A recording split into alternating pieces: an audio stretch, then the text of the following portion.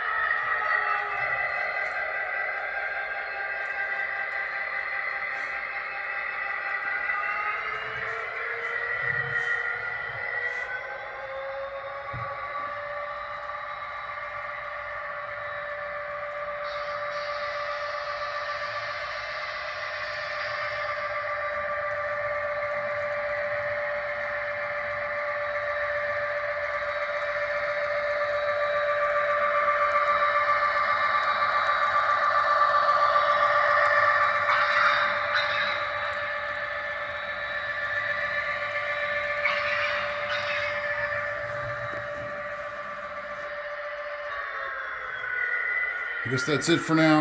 I'm going to be working on this staging area. I'll kill the engine power so you can hear me. The staging area, which will go down to this corner and then wrap around this nook here, and then there'll be a second staging yard along this wall that'll go until the helix there, the sawhorses, and then the east helix will be here where this table is. I'll show you on the plan here. I got the plans mounted on the wall. The bottom is the bottom staging level. So the part I just showed you is right here in front, and that's the staging yard that I've gotten partially done.